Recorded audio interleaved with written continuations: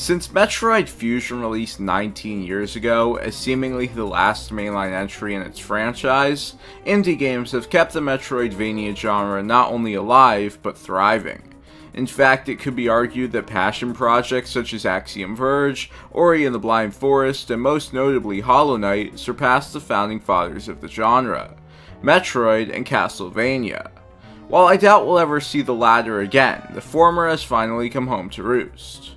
Obviously, considering its recent indie counterparts and the extensive absence of the series, Metroid Dread had impossible expectations to live up to, which it arguably just falls short of meeting. Aside from it featuring numerous inevitable technological improvements, Dread is meant to stand out from previous entries by being a darker approach to the franchise. Protagonist Samus Aran is sent on a mission to explore planet ZDR for a bounty, but instead she encounters a species of robots called Emmys who persistently hunt her down. This should be terrifying, especially given the futility of Samus's abilities towards them. However, Dread ultimately isn't scary. The most basic reason for this is the shortage of dark environments.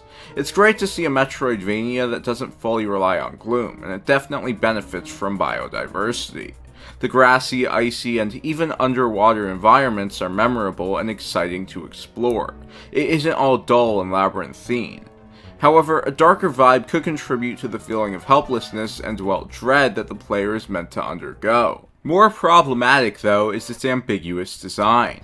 Dread abandons the straightforward framework of its predecessor in favor of a more free-flowing and open structure.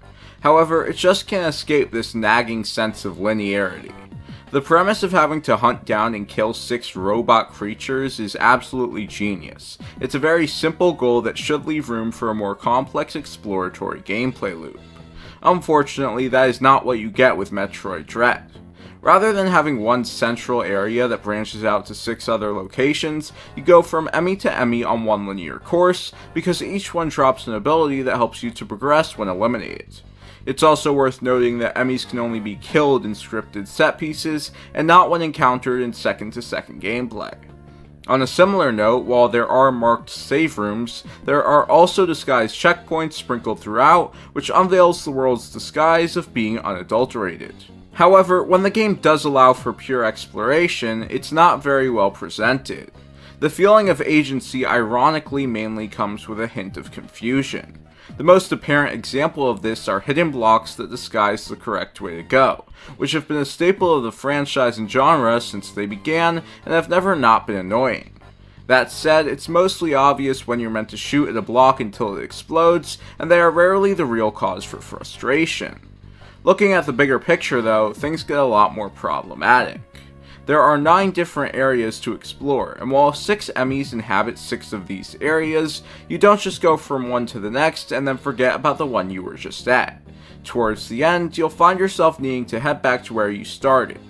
This can be extremely frustrating, and especially considering how each location in itself is divided up into different sections that vary in accessibility, you're going to endure lots of unnecessary backtracking. Unlike with contemporaries such as Ori and the Will of the Wisps, there isn't much enjoyment to getting lost. There are no NPCs or meaningful collectibles aside from health and ammo pickups, and aside from these easily avoidable Shine Spark puzzles, there's not much interesting content along the way. Enemies are the only facet that fill this void, but they feel uninspired and unexciting to dispatch, at least after doing so again and again. The game is practically untouchable though when you do know what you're doing, and are just gliding through the world uninterruptedly. This most definitely applies to speedrunners who have found sequence breaks, intentionally implemented speedrun skips that allow the player to bypass boss fights and abilities.